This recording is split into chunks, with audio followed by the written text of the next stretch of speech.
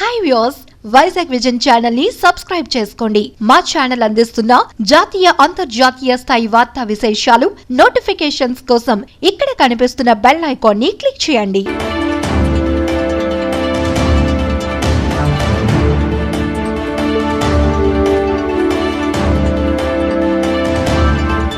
Visakha Bhimli beach కు అంతర్జాతీయ గుర్తింపు తీసుకువస్తామని మంత్రి ముత్తంశెట్టి శ్రీనివాసరావు చెప్పారు.